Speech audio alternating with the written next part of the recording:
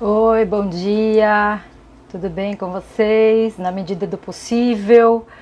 Eu tô aqui com bastante calor, mas tá bom, né? Porque aquela coisa, né? Tá frio, a gente quer calor, tá calor, a gente quer frio.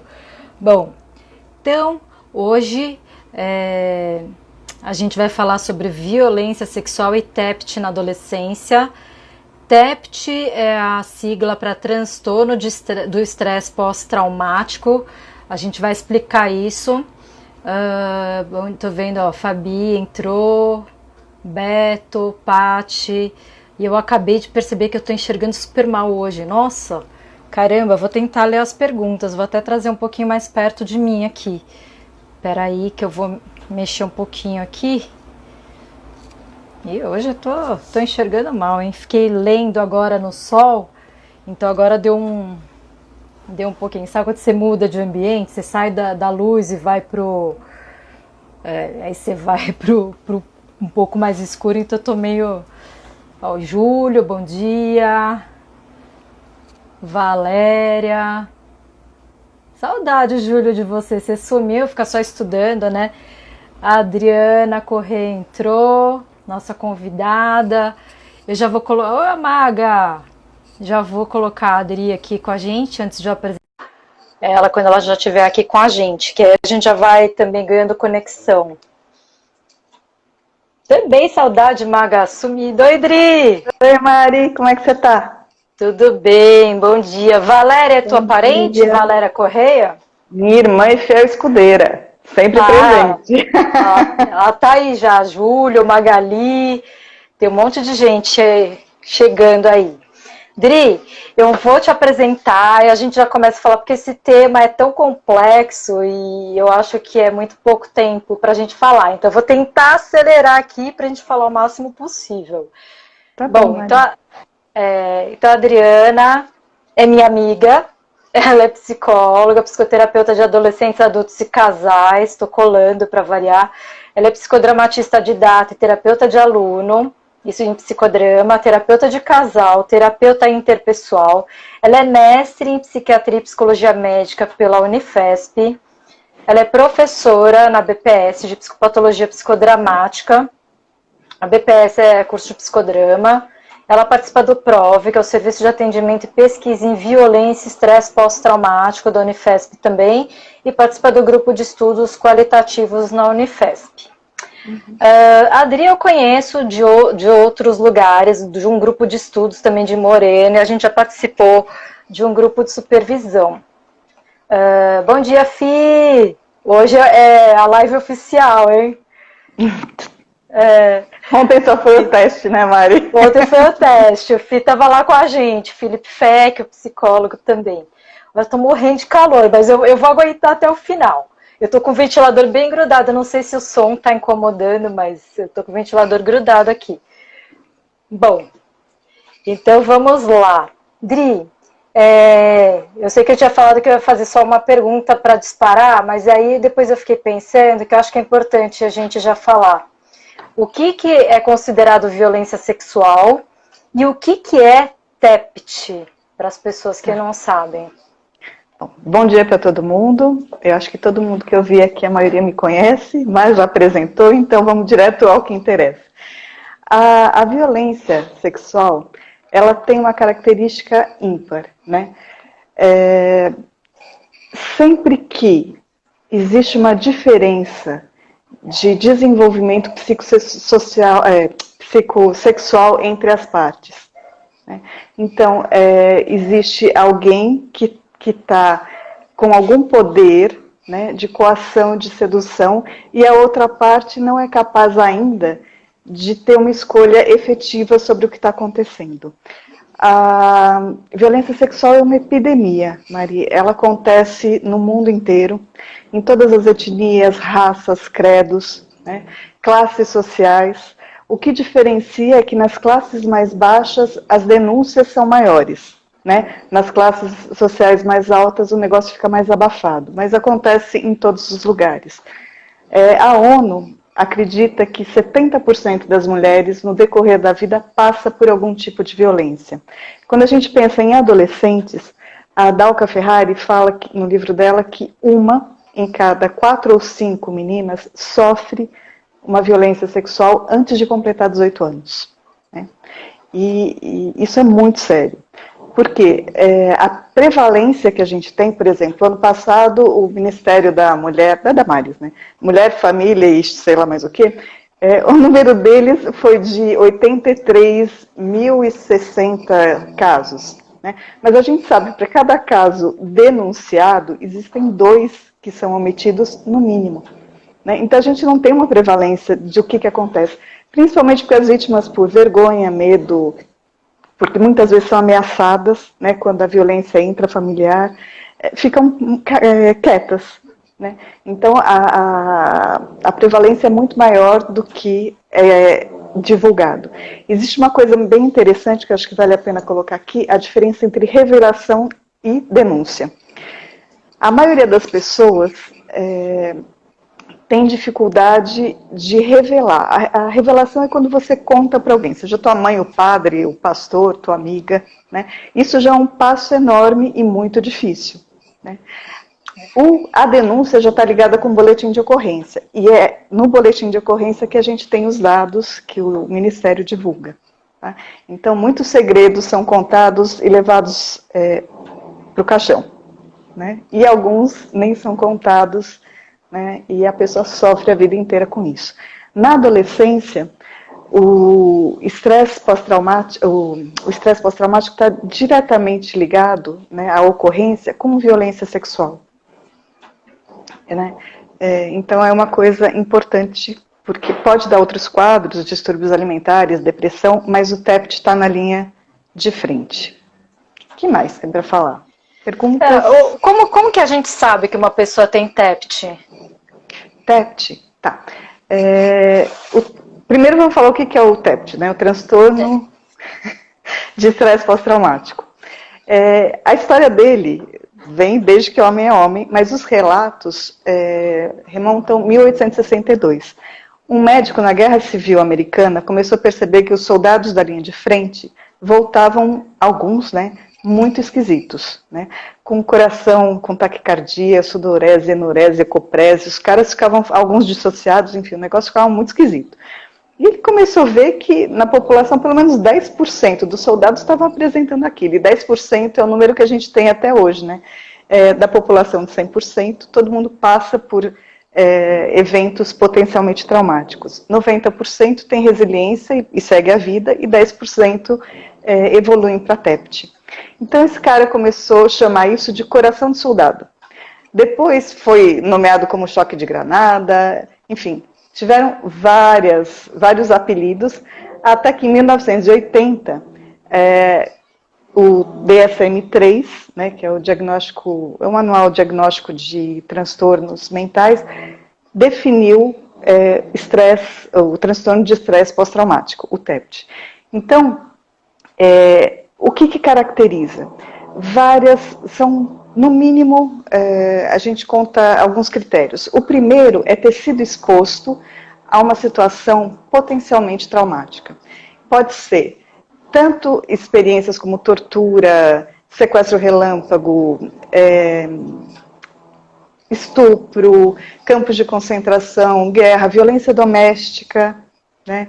Enfim, todas essas situações interpessoais ou fatores externos, né, e naturais, como erupções, maremotos, terremotos, enfim. Então, todas essas situações são potencialmente traumáticas para desenvolvimento do TEPT. Tá? Lembrando que potencialmente porque 90% tem resiliência, tem capacidade cognitiva, emocional e comportamental para lidar com esses fatores estressantes e tocar a vida. 10% não, Mari. 10% depois desse evento, elas ficam paralisadas e congeladas nessa situação. É como se a vida fosse uma antes e uma depois do evento. Né? E alguns sintomas, que é o que você me perguntou, agora falando deles, caracterizam essa paralisação de vida. Né? Então, são reexperiências que a gente chama de sintomas intrusivos. A pessoa não quer pensar, mas o evento vem como flashbacks, como pesadelos. O flashback é como se você estivesse sonhando acordada, você sente o cheiro, você sente o toque, é como se você estivesse vivenciando novamente a mesma situação. Então a gente tem os sintomas intrusivos, né, que seria o critério B. O critério A é o evento potencialmente traumático, de risco de ameaça à morte, que pode ser tanto vivenciado como testemunhado, né? O B seriam esses critérios, esses sintomas intrusivos. Aí a gente teria o critério C, que é evitação. A pessoa tenta evitar pensamentos, sentimentos, pessoas, lugares, tudo relacionado à situação, a pessoa tenta evitar o máximo possível, né? Às vezes até contato, porque ela acha que se encontrar alguém vai ter que falar, então ela se isola. Ela fica no quarto, ela vai evitando. E lugares também, né? Então, se eu fui estuprada o dia que eu saí da igreja para ir para minha casa, eu não vou mais na missa, né? Se era indo no mercado, eu não vou mais no mercado. Eu começo a associar e limitar a minha vida cada vez mais, tá? O critério D seriam alterações de cognição e humor. Crenças negativas, humor deprimido, culpa distorcida. Isso eu vi na maioria das meninas que eu atendi, tanto no grupo como individual. A culpa distorcida é muito forte, né? Se eu não tivesse ido no mercado, e são culpas muito doidas, né? Juntas com essas crenças malucas, né? Se eu não tivesse ido no mercado aquela hora, se eu não tivesse ido de shorts, se eu não tivesse, enfim, elas começam a achar desculpas verdadeiras para se culparem do que aconteceu com elas, quando na verdade elas são vítimas da história. Sim. Que mais? A gente tem o critério E, que é excitação e reatividade. A pessoa fica hipervigilante, né, com sobressalto, surto de raiva, irritabilidade. É como se a qualquer momento o evento pudesse acontecer de novo. Então ela está preparada o tempo todo, né? Isso tudo tem que acontecer no mínimo um mês e causar prejuízo efetivo e sofrimento para a pessoa, que são outros critérios. Aí sim a gente caracteriza como TEPT. Por exemplo, se a gente sofre um evento potencialmente traumático, a maioria das pessoas, e não só 10%, vai ter alguns sintomas de TEPT por 48 horas. Pesadelo, insônia, irritabilidade, culpa distorcida, enfim, pode ter vários desses sintomas, mas a ideia, e o que geralmente a gente vê, é que depois de 48 horas isso passa, né? Agora, se persiste a partir do terceiro dia até o primeiro mês, a gente chama de TEA, que é transtorno de estresse agudo, né? A partir do do 30º dia, a gente já chama como TEPT, tá? E é possível, Dri, que se torne algo crônico? Imagina assim, que a pessoa sofreu uma violência quando era criança ou adolescente. Ela não conta para ninguém, ela não trata isso. É possível que persista até a vida adulta, assim, e acaba se tornando até um pouco parte daquela pessoa? Sim. Uma das características do TEPT, algumas, né, é, primeiro, evitar buscar ajuda, pela vergonha, pela culpa, enfim.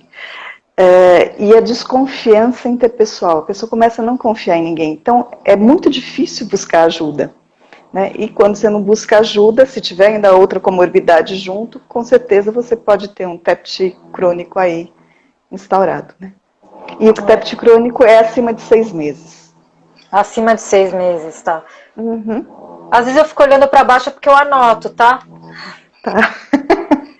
Mas uma coisa importante aqui é que junto com a dificuldade das pessoas buscarem ajuda, elas têm uma tendência de se automedicar. Então é muito comum o abuso de drogas, de benzodiazepínicos, que são os calmantes, de álcool, né? Todos os filmes de veterano do Vietnã, o que você vai ver são alcoólatras. Alcoolismo, Porque é uma tentativa de suportar, né, aquela vivência que passa a ser terrível e as pessoas não conseguem pedir ajuda.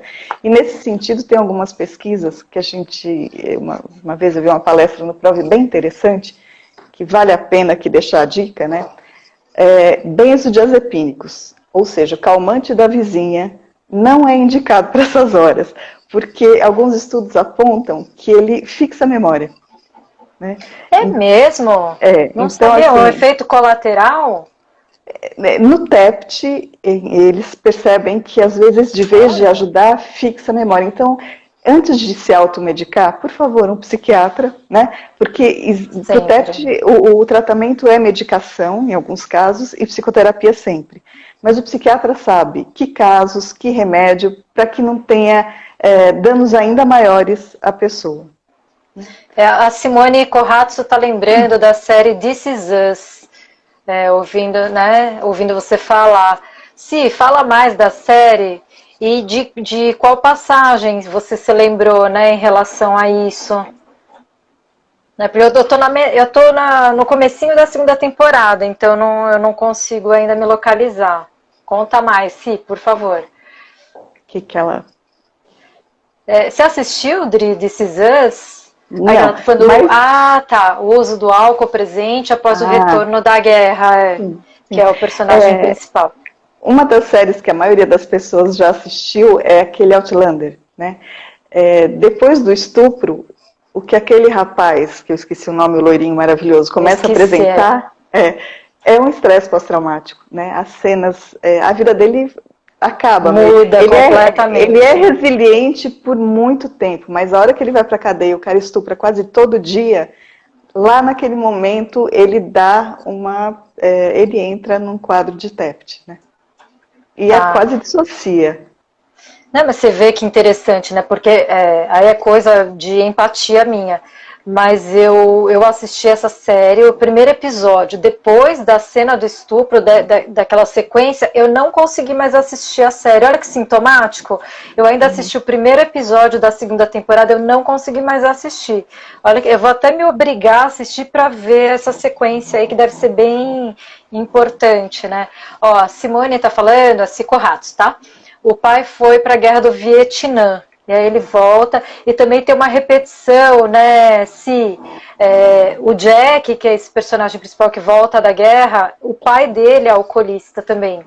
Então, e ele super luta, assim, tem violência doméstica, né, esse pai, ele é super agressivo com a mãe, então o Jack, que é o personagem principal, ele jura pra ele mesmo que ele não vai repetir essa cena. A mãe ainda fala pra ele, promete pra mim que você vai ser um homem diferente do seu pai. E obviamente ele começa a repetir.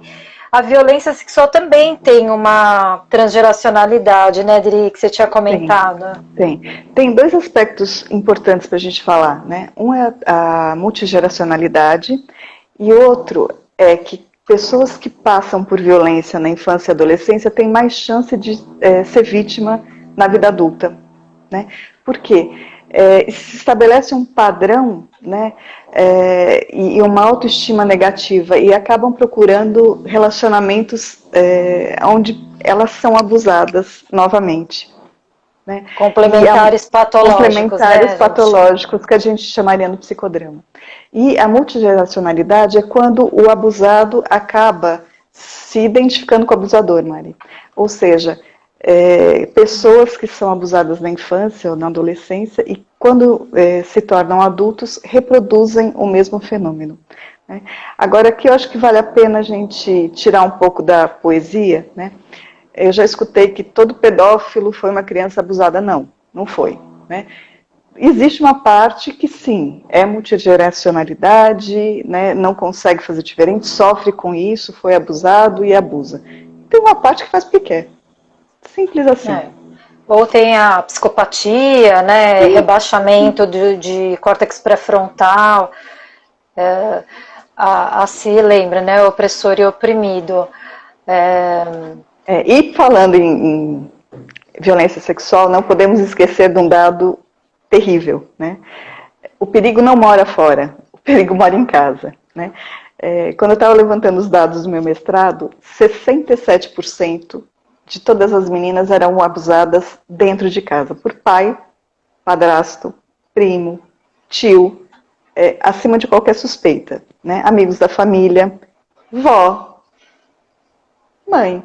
É lógico que os homens são mais abusadores, mas existe um percentual onde o abusador também é do sexo feminino. Tá? E 17%, existe um preconceito com isso, né? E 17% é na rua. Nossa, é uma quantidade muito menor, né? E quando a violência é extrafamiliar, ou seja, acontece na rua, a denúncia é muito mais fácil, porque não tem vínculo afetivo, não tem lealdade, não tem vínculo financeiro. E uma das coisas que eu escutava muito das meninas é: eu vou acabar com a minha família. Se eu contar isso, eu vou acabar com a minha família. Se eu contar isso, a gente vai morrer de fome, porque quem põe comida dentro de casa é ele. Um dos pais de uma das meninas do grupo, quando ela disse: o que você está fazendo? Eu não quero isso. Ele falou assim: acha que eu pago sua pensão para quê? Né? Já está bem concretizada a relação de poder aí, né? Então, quer dizer, até usa isso como uma violência, um aspecto psicológico dentro da própria violência, né? Exatamente. Ó, a Amanda tá comentando, isso mesmo, em minha experiência também, o abusador é intrafamiliar. A Mari Carranca tá falando, isso é verdade, acabam sem contar. Falando sobre isso. Mas a gente também não pode esquecer, né, Dri, que tem o abuso com meninos, né? Não é só com meninas, né? Nos últimos dados lá da dona Damares, da ministra, 93% dos casos, né, foram meninas, mas existia também os 7, 8% que eram de meninos. Agora, esse dado é real e fidedigno? Não sei. Pois é, meninas eu também não sei. Muito mais, a mulher tem muito... É difícil de contar, mas com certeza as mulheres contam muito mais do que os homens. Né? E para eles que isso tem vários componentes. Além da culpa, também vergonha, mas vergonha por outros motivos. Então é isso, os dados nunca são fiéis exatamente, né? Isso com tudo, a gente não consegue. Tem uma margem aí, né? E Dri, fiquei pensando várias coisas aqui, né? Não sei nem por onde começar, deixa eu pensar. Uma questão é a de passar de geração para geração. Mas isso não significa que quem sofreu abuso vai cometer um abuso. Isso não é determinante, né? De jeito nenhum. De jeito nenhum. Isso não é determinante. Agora, também tem um aspecto importante na multigeracionalidade, que são mães abusadas, né? Que elas olham, mas não veem o que está acontecendo dentro da casa delas. Né? Como se o negócio fosse naturalizado. Aquele filme, o Precious, não sei se é Preciosa. Sim, lembro. Nossa, enfim, fortíssimo esse filme. É como se tivesse até uma conivência da figura materna nessa história, né? Que faz parte da vida. Só que não, né? Que não é para ser normal, né? Assim, tipo, vamos acostumar com isso. Não, principalmente porque o estrago é tremendo, físico e emocional, né? A violência sexual faz um estrago que perpassa qualquer outro tipo de violência. Ainda quando é intrafamiliar, que tem um vínculo afetivo, nem se fala. Né? E muitas vezes começa na infância, Mari. E a criança ela não tem a capacidade de saber o que é brincadeira e o que não é. Né? O que é carinho e o que não é. Eu lembro de uma das meninas que a gente atendeu, essa foi individual, não foi no grupo. Ela não tinha mãe, morava só com o pai e o irmãozinho. E uma vizinha, por acaso, olhou na janela, uma vizinha amiguinha dela, e viu uma cena. E chegou no dia seguinte e falou assim: escuta, o que você estava fazendo com seu pai ontem? E ela falou assim: coisa de pai e filha. Você não faz com o seu? Aí ela virou e falou assim: não, isso não é coisa de pai e filha. Pai não pode fazer isso com filha. Eu conversei com a minha mãe e não pode fazer. E aí que a menina percebeu que isso não era uma brincadeira e nem um carinho. Né? E aí contou pra tia e conseguiu ser afastada desse cara. Aliás, cada história chocante. Eu esqueci de dizer que eu participei da pesquisa da Adriana, eu fazia a triagem das meninas que entrariam para a pesquisa. E era cada história, né, Adri? Eu nem sei assim, que casos você acabou pegando, mas tinha uma história muito chocante de uma menina que ela também, eu não sei o que aconteceu com a mãe, mas o pai que criava ela, e acho que tinha 2 irmãos mais velhos, talvez, ou um irmão mais velho, mas em algum momento esse irmão mais velho, acho que com 12 anos ou um pouquinho mais, ele se dá conta de que isso é errado, porque eles cresceram acreditando que o certo entre pai e filho seria essa relação. É carinho. É carinho, é afeto. E aí esse menino conta para a irmã que não é, e tenta levar essa menina para para fugir de casa, alguma coisa assim. Eu não sei se acabou envolvendo o conselho tutelar, mas eu sei que a história foi chocante, porque a menina contava que a violência não era só sexual, tinha uma violência, uma agressão física dele. Tem uma cena horrível, né? Do coelhinho? Não, dele pegar a menina pelo pescoço e colar na parede, assim, Essa mesma do coelhinho. e ameaçar psicologicamente e fisicamente. Nossa, assim, essa foi a pior história da triagem lá que eu fiz no trabalho Depois de dessa vocês. história, ela tinha um coelhinho de estimação e ele pega um tijolo e estraçalha a cara do coelhinho, a cabeça, para dizer que é verdade o que ele está falando. Nossa, essa cena ela não contou na triagem. Então ela foi só paciente. E por falar em paciente, né, essa pesquisa na verdade não é para levantar dados, mas é para oferecer um tratamento de qualidade para as meninas que sofriam de TEPT, né, Adri? Então era todo um percurso até fazer esse levantamento, não podia ter comorbidade. E como é que trata? Né? Tem tratamento, não tem? Tipo, né? Sim, Como que é com certeza. isso? Peraí, Bom, antes de você falar, Adri, deixa eu só ler essa pergunta aqui.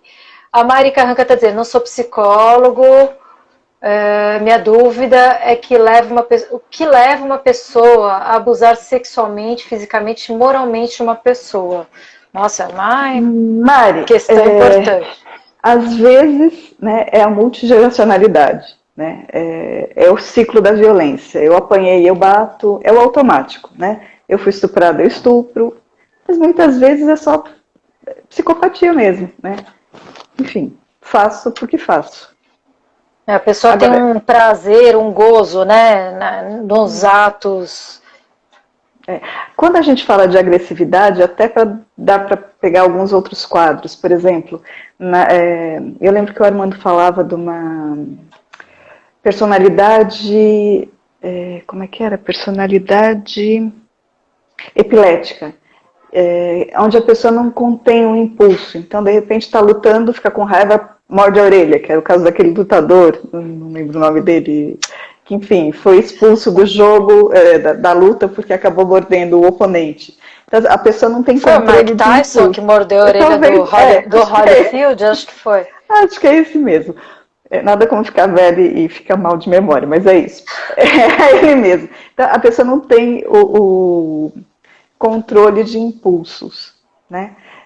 Mas na sexual não sei se dá, porque é uma coisa mais elaborada, né? Sei lá. Bom, mas elaborado entre aspas, é porque é algo bem, bem primitivo, né? Bem instintivo. Porque, de novo, né, rebaixamento da crítica, do córtex pré-frontal, e a pessoa ainda ela vai testando, né, Dri? Então ela faz um carinho, pede para sentar no colo, aí colou. Aí na outra vai, faz um carinho em outro lugar, colou. Aí já pede para tirar a roupa, e aí vai até concretizar o ato, né? E a grande questão na justiça, mas não é o tema de hoje, é que precisa ser praticamente um flagrante, né? E detalhe, a violência sexual geralmente não deixa marca quando é intrafamiliar. Não tem uso de força, né? Quando é extrafamiliar, geralmente deixa, porque são coisas mais agressivas e às vezes ligadas com agressão física também. Mas a intrafamiliar geralmente não deixa marca, é tudo muito por debaixo dos panos, né? Até porque dá tempo de fazer o percurso, né? A Patti Bari está falando, a própria história de vida interfere muitas vezes. Acho que está falando sobre o que leva a pessoa a cometer o abuso, né? Sim. Mas a gente ia falar do tratamento. Diga. Tá, então vamos lá. Como que é? Dá para tratar? Como que é o tratamento? Bom, Mari, dá para tratar sim, né? Se trata até... Estamos falando de tratamento de TEPT, hein, gente? Não estamos falando do abusador, né? Ou do agressor. O vitimizador, né? Como se diz hoje. Então, assim, como se trata o TEPT? Nas primeiras 48 horas, quando a gente não sabe se é TEPT ou não reforçar a memória, não pedir para contar, né? É um desserviço que a televisão faz quando tem uma catástrofe, fica reprisando e reprisando e reprisando, né? Então, assim, nas primeiras 48 horas é acolher, ter certeza que a pessoa está fora de perigo e tentar tocar a vida. Se a pessoa fala, você escuta, mas nada de ficar instigando, revivendo, né? A partir do terceiro dia, né, em diante, se for TEA ou TEPT, o tratamento é psicoterapia e medicação, sempre psicólogos e psiquiatras juntos, né? Bom, vou contar um pouquinho do que foi o nosso trabalho, né, Mari, lá no PROV. O PROV estava com uma pesquisa enorme de violência contra mulheres de todas as idades, e a linha que eu peguei, o braço da pesquisa, foi com adolescentes, né? A gente juntou 2 serviços, da adolescência, né, que é a Casa do Adolescente da Unifesp, mais o PROV. Então, a nossa ideia foi, para ver se o tratamento funcionava, porque há 30 anos a gente atende, a gente acha que funciona, mas o mestrado foi um presente para mim nesse sentido de mostrar que funciona. Então, como é que a gente descobriu isso? Antes da psicoterapia, foi feito neuroimagem, escalas, principalmente a CAPS, que avalia o TEPT, né? Exames, vários exames, e a narrativa das meninas em relação ao que aconteceu. Depois disso, a gente fez 3 meses de terapia, da TIP, que é a terapia interpessoal, que é uma terapia que não é expositiva. Depois a gente fala da diferença de terapias expositivas e não expositivas. E depois de 3 meses a gente fez tudo de novo. Narrativa, escalas, neuroimagem. E o que a gente percebeu depois de 3 meses? A narrativa mudou, né? E não fui eu que colhi a segunda narrativa, porque a gente ficou com receio das meninas terem criado um vínculo, que eu fui a terapeuta, e de repente querer me agradar. Então, outra pessoa colheu a narrativa para elas poderem falar o que elas quisessem. E a gente percebeu que todos os sintomas que na primeira narrativa eram falados no presente, né, e a vida estava paralisada, num segundo momento eram falados no passado, como algo integrado na biografia das meninas. Né? Algo ruim, que eu superei, que está lá. E até está lá para não repetir. Né? Eu fiquei esperta, porque talvez nessa vez não que eu tenha ajudado a acontecer, mas eu não tinha ideia que alguém poderia fazer isso comigo. Hoje eu tenho. Hoje eu sei do que as pessoas são capazes. Então, eu fico muito mais alerta. Né? Mas sem também aquela característica de desconfiar de todos. Isso. Sem a hipervigilância. Hipervigilância é tipo ficar prestando atenção o tempo todo, assim, sempre. Isso, achando que a cada momento com medo. Qualquer pessoa pode fazer isso com você. Isso. Tá. Entendi. Então, nos testes e na neuroimagem, você ia falar? Tá, isso. Nas escalas, por exemplo, a CAPS, nesse grupo piloto que eu estou falando, é lógico que a gente não pode generalizar, eu estou falando desse grupo piloto que a gente fez e que foi muito bacana. Neste grupo, a escala caiu de 96, 97 para quase 19, quase 20. Foi mais de 20 pontos. Isso é extremamente significativo na CAPS. Né? Com certeza. E a neuroimagem, também o que a gente percebeu, que os neurotransmissores, quando foi feita a primeira avaliação, eles estavam totalmente desregulados. E num segundo momento estavam mais estáveis e mais como deveriam estar. Né? Enfim, e foi muito bacana, porque depois de 30 anos a gente viu que o trabalho funciona de verdade. Que inclusive está com um registro.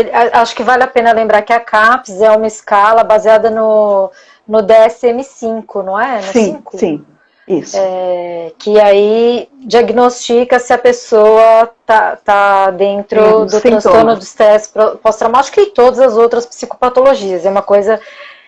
o CAPS que é enorme, é um outro, né? É o KIT-7, que era enorme, super detalhado e tal. E a neuroimagem, Dri, fala mais da neuroimagem. O que é uma neuroimagem? Que equipamento que usa? O que a gente detecta numa neuroimagem? Olha, Má, na verdade essa parte da pesquisa é extremamente complexa, é uma sopa de letrinhas. Se a gente começar a falar de glutamato, de acetilcolina, enfim, são nomes que pra gente não vai fazer diferença nenhuma, enfim. Eu posso até te mandar o pôster da neuroimagem, que você olha e você fala, o que é isso? O importante é saber, modifica cérebro sim. Então é estrutural. Ou é funcional? Os dois, né? Muda os dois.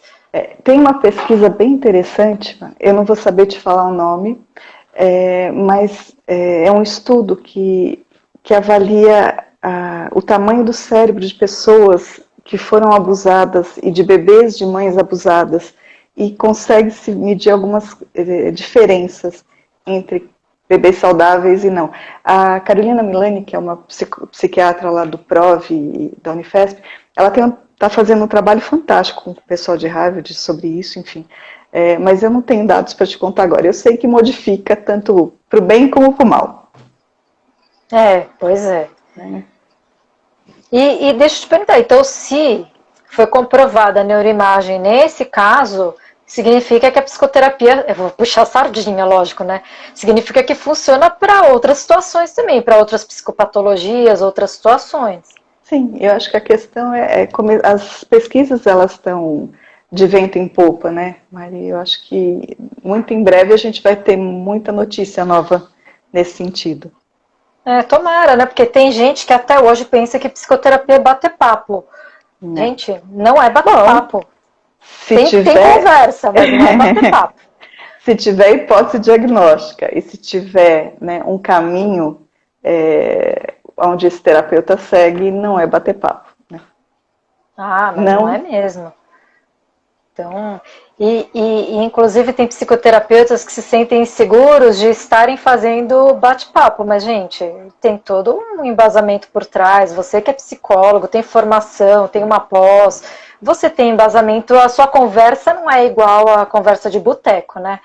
Então, outra coisa que está nas minhas anotações aqui, que eu não perguntei ainda, é que um dia a gente estava conversando e você falou que o TEPT muitas vezes é confundido com a síndrome do pânico. Quais são as similaridades e as diferenças entre um e o outro? Mas não só síndrome do pânico, né? Fobia, síndrome do pânico, tem vários quadros que têm a sintomatologia muito semelhante. Por exemplo, no toque a gente tem um pensamento intrusivo, mas a diferença é que no TEPT você tem o evento traumático, e o pensamento está associado a ele. E no toque, a própria pessoa sabe que não tem sentido aquilo que ela está pensando. Né? Nas fobias, evitação. Né? Mas também não tem necessariamente uma situação traumática. Eu tenho medo de aranha, mas eu não sei por que eu tenho medo de aranha. Né?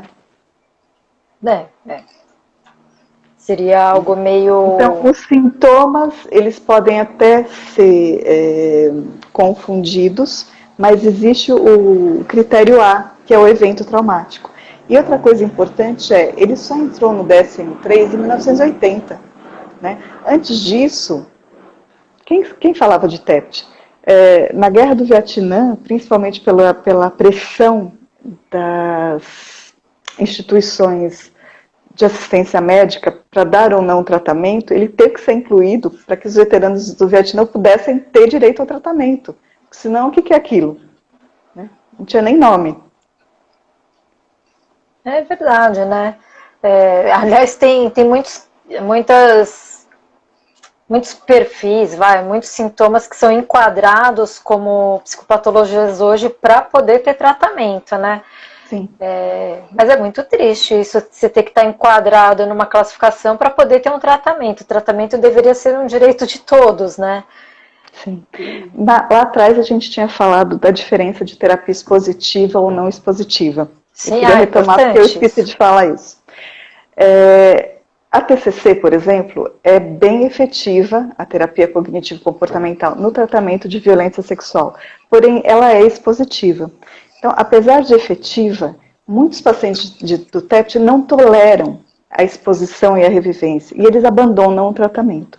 A diferença, por exemplo, da terapia interpessoal, que é uma terapia não expositiva, né, é que você tem maior adesão ao tratamento e você não precisa necessariamente falar do evento traumático. Você fala das sequelas, do estrago que ele fez. Né? E trabalhando o estrago e recrutando apoio, né? Porque uma das coisas mais importantes para a resiliência é o apoio familiar, de pares, social. Então, quanto mais você consegue recrutar apoio, né, e trabalhar os estragos causados pela vivência traumática, mais fácil você faz com que a pessoa se torne resiliente e saia da situação aguda, né, do TEPT agudo. E Dri, o que é resiliência, para quem não sabe? Resiliência é o que a gente chamou de coping, né? Vamos imaginar um bambu. Ele verga, mas não quebra. Né? Ele é flexível o suficiente para o vento que vem, ele vai e volta. Né? Se a árvore é mais rígida, ela vai e ela quebra. A resiliência é a capacidade de voltar, não necessariamente ao estado inicial, mas em algo parecido. E para isso a pessoa tem que ter o que a gente chama de coping, que são aquelas estratégias cognitivas, emocionais e comportamentais para lidar com os fatores estressantes e superá-los. Né? No TEPT a gente fala que não existe esquecimento, existe superação, né, do trauma. Ele passa a ser integrado na vida e você, como eu falei lá atrás, segue adiante. Rodri, você acha, mudando um pouco, né, do contexto do TEPT, mas ainda falando sobre TEPT, você acha que essa pandemia vai gerar TEPT em algumas pessoas? Com certeza, não. Com certeza, porque assim, a gente tem o perigo iminente, né, geral. Os profissionais da linha de frente, além do perigo iminente, né, as cenas terríveis que eles devem ver todos os dias, né, gente morrendo. E é interessante que na Covid a gente tem os profissionais da saúde, mas antes da Covid, os profissionais do SAMU, policiais militares, gente que presencia, testemunha coisas cabeludas todos os dias, eles podem também desenvolver TEPT por testemunhar essas situações. E na Covid, o pessoal da linha de frente, enfim, eu nem imagino o que eles estão enfrentando, né? Além do perigo pessoal, né? O que eles vivenciam todo dia. Com certeza a gente vai ter aí uns 10% que vão desenvolver, não é bem desenvolver, né? Que vão chegar lá no TEPT. Porque o TEPT a gente não desenvolve, acontece. Né? É verdade. Aliás, a gente também tá num grupo bem delicado, né? Porque a gente está acolhendo bastante gente, o índice de ideação suicida aumentou muito, então também para a gente está bem difícil, né? E ainda ficar no isolamento, eu acho que isso dá um... A gente não está lá na linha de frente, né? Quer dizer, a gente, eu e você, mas tem um monte de psicólogos que a gente conhece que estão lá, então é difícil. A Simone Corrato está perguntando se os pares também têm acesso a tratamento, ao acolhimento. E a Magali está comentando que sempre aprende muito com a gente. A primeira pergunta, se os pais... Simone, se os pares, né, os cuidadores, a família, se eles também têm esse acolhimento, algum trabalho para eles. Mas seria ideal se sim, né? Mas mal a gente dá conta das próprias pessoas. Né? Tem pelo menos na pesquisa... Eu não sei se teve algum projeto de pesquisa, eu não tenho conhecimento, que estava fazendo sala de espera, pais, não sei te falar, mas nesse caso a gente tratou principalmente das mulheres, das adolescentes. É lógico que a gente tinha, como eram adolescentes, a gente tinha o contato com os pais, para dizer o que era o tratamento, tentar vincular, manter a frequência, né, dizer que precisavam vir, e a maioria das meninas não faltou, né, aderiram. Olha. E era bacana, porque assim, no final, alguns pais vieram agradecer, né? Tipo, último dia da terapia, obrigada, tal. Ou seja, no começo a gente acolheu e no final eles vieram. Teve uma que eu achei muito bonitinha, que ela ficou toda sem jeito, esperou todo mundo ir embora. Eu falei assim, muito obrigada pelo que você fez, eu não vou esquecer nunca. Eu falei, tá bom. Enfim, mas um tratamento direto seria muito legal, um grupo de pais, até para entender os sintomas, né? Porque o filho fica muito mais agressivo, muito mais instável, muito mais isolado, e os pais têm que entender que isso faz parte do quadro, né? Nossa, mas é muito difícil, né? Porque geralmente os pais também têm uma dificuldade de enxergar o que está ali, né? Tem uma cegueira, me parece, porque a gente não quer que os filhos sofram, né? Então, quando a gente percebe algo, é muito difícil enfrentar, né? Ó, a Valéria está dizendo que dá muito medo em relação... Ela está falando da COVID, do Covid, na verdade, né? Dá muito medo em relação à família e também que pessoal que está trabalhando na linha de frente também, quando chega em casa, ainda dá mais medo, né? E provavelmente deve ser medo de ter pego, medo de passar. Mas isso você, Valéria, que está com consciência, porque a gente está vendo bastante gente relaxando, achando que a pandemia acabou e não acabou. Assim, podem me criticar o que for, mas eu continuo aqui na minha quarentena, saindo só para coisas essenciais. E eu tenho visto cada vez mais próximo as pessoas que estão relaxando, estão pegando. Sim, gente muito próxima a mim, inclusive. Deixa eu ver aqui, ó. Simone comentou isso também, me veio o sentimento. Ai, peraí. Me veio o sentimento de culpa desses responsáveis. Obrigada, meninas maravilhosas. A Pati Bari tá mandando uma carinha com corações. Obrigada, meninas.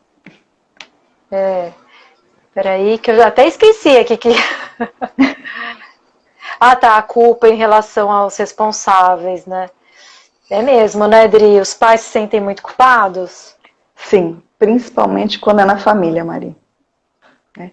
Quando é tio, né? E assim, eles são acima de qualquer suspeita, né? Padrastos, enfim. Quando a mãe descobre, os pais, eles têm uma reação muito diferente, né? As mães, elas ficam mais paralisadas, os pais, eles querem ir para a violência, né? Vontade de matar. Teve o pai de uma das meninas, que foi o amigo dele, que era patrão da menina, ele foi lá, mas ele desceu a mão no cara, bateu no cara, até não poder mais. Né? Olha, eu vou te falar que eu tenho essa vontade também, eu não tenho porte físico para isso, mas nossa, cada relato que dá vontade de você dar uma boa surra na pessoa. E agora, né? Lembrando dessa menina, eu lembrei de uma coisa bacana da gente falar, né? O TEPT está ligado com o circuito do medo. Desde que mundo é mundo, o homem, quando enfrenta uma situação ameaçadora, tem 3 saídas: lutar, fugir ou congelar. Né? Na violência sexual, pelo menos nos casos que eu atendi, 100% era congelamento. Essa menina, essa menina que o pai fez o que ela não conseguiu depois, ela era mestre de jiu-jitsu. Era uma faixa super avançada de jiu-jitsu. E ela ficou paralisada, ela não conseguia mexer um dedo. E ela não se conformava dela não ter conseguido reagir. E ainda se culpa por isso, né? Uhum. Gente, é uma reação, né? Não dá para culpar. Sim. Você devia ter feito isso, ou devia ter feito aquilo. A pessoa é que não devia ter abusado de você, né? Sim. Então, e esse congelamento, ele vem até como uma medida protetiva, né? Se a gente pensar num leão que pega uma zebrinha, né? Um cervinho. Quando está prestes a realmente morrer, o cara fica quase dissociado, né? Paralisado. É uma reação de proteção, né? No animal e no humano a gente vê uma coisa similar, né? De você tentar dar uma dissociada naquele momento, você não consegue reagir. É verdade, alguns relatos era de como se eu estivesse fora do próprio corpo, isso, né? Dissociação, isso. Nossa, mas muito forte. Isso exige uma articulação psíquica muito grande, né? Para você, descolar de você, da sua consciência, para não lidar com aquela situação, né? Muito forte isso. Sim. Quem trabalha muito com dissociação no PROV é uma psiquiatra chamada Patrícia Matos. Na verdade, no PROV tem psiquiatras fantásticos que trabalham com TEPT, né? O Zé Paulo Fixo, o Marcelo Feijó de Mello, André, enfim, tem gente muito boa, né? E uma das coisas que a gente não falou é como procurar o serviço. Né? A entrada sempre é através da Unidade Básica de Saúde, das UBSs. O médico da família encaminha para os serviços especializados. E lá a pessoa tem todo atendimento psiquiátrico, psicológico, remédios, enfim, né? Mas aí chega pela UBS, você marca uma consulta geral, você vai no médico da família. Isso, você vai. Você tem que pedir, como que é isso? Você conta, o próprio médico encaminha? Você conta o que está acontecendo e o médico encaminha, né? E via CAISM, ali o pronto-socorro psiquiátrico, você também, né? Quando em estágio grave, né, de surto, aí tem os hospitais municipais e públicos, como o CAISM da Vila Mariana, que você vai e também recebe o tratamento, né? Pelo Hospital São Paulo também, dá para entrar? Tem pronto-socorro lá, psiquiátrico. Tá. Quem não sabe, tudo isso é da Unifesp, né? Sim. Eles têm um trabalho o BS fantástico. não, né? Mas Eles têm um trabalho muito legal com violência, todos os tipos, urbana, sexual, enfim, eles têm um trabalho muito legal de anos, né? Eles estão, acho que desde 2012. Mais de 20 anos. É muito tempo que eles estão lá fazendo um trabalho muito sério. É uma pena, né, que tenham dado uma cortadinha nas verbas, porque a gente sabe que reduziu muito lá, né? Cortadinha, eu tô sendo bem generosa, né? Porque, olha, eu fiquei pouco tempo lá, fiquei 1 ano, você ficou 5 anos, né? Eu fiquei 1 ano lá e eu vi a mudança, assim, entregar devolver prédio, fechar serviço, é muito triste. Mas o pessoal isso. é bravo e resistente, tá todo mundo no caísmo, firme e forte trabalhando. Pois é, né? Eu admiro muito, assim, porque eu não tô nessa linha, trabalho muito, mas eu sei o que é. Quer dizer, posso imaginar o que é estar lá nesse lugar, né? Na desvalorização, é um trabalho muito importante. Saúde mental também precisa evoluir muito aqui, né? Porque as pessoas negligenciam bastante a saúde mental, né? E mês passado, que foi Setembro Amarelo, a gente viu bastante gente falando, mas tem que ser sempre, né? A gente tem que falar o tempo todo, tá aí, estar presente. Então, um trabalho super bonito esse que você fez, que você fez oficialmente, mas eu sei que você está sempre atualizado, aí continua nos grupos lá, né? Dri, a gente tem pouco tempo, você quer falar alguma coisa que você acha que você não falou ainda? Alguma coisa que você acha importante falar pra gente? Eu acho que eu falei um pouquinho de tudo, não me lembro nada, nenhum recado. Eu acho que o recado é não deixe de procurar ajuda, né? A vítima é vítima, né? Eu acho que essa culpa distorcida, essa vergonha, né? Ela tem que ser trabalhada. Procura alguém que você confia, conta, né? A revelação é o primeiro passo para acabar com o ciclo de violência e para tirar um peso enorme que, se não contado, perpetua a vida inteira com sofrimento. Agora você falou da revelação, e eu me lembrei que você falou lá atrás, revelação é diferente da denúncia. Revelação é quando você conta para alguém, e a denúncia? Denúncia é quando você faz o BO. Quando você oficializa legalmente. Isso. Tá. E se já passou um tempo, assim, tipo, não tem mais, porque faz exame de corpo de delito, né? Mas se não tem mais nada no corpo? Mas eu acho que fica a denúncia, né? É a história do João de Deus, né? Não tem mais nada, mas de repente uma denuncia, dá coragem para a segunda, para a terceira, para a quarta, e de repente tem 300 mil denúncias, e aí, independente de ter vestígios ou não, o cara vai preso, né? Esse outro, agora médico, né, que mais de 20 pacientes denunciaram. Então eu acho que a denúncia sempre é válida, mesmo que for fora do tempo. Porque quando uma pessoa tem coragem, as outras que foram abusadas começam a ter. Porque essa é uma característica importante. O abusador, ele tenta sempre dizer que você é o caso único. Se você contar, eu pego a sua irmã. Mas ele pega você, pega a sua irmã e pega a sua prima. Né? E cada um acha que é caso único, então fica quieto. E à medida que um denuncia, né, que um revela, dá força para o grupo, para todas as outras vítimas também revelarem. E alguma justiça ser feita, né? Como já diria o Moreno, tudo tem mais força feito em grupo, né?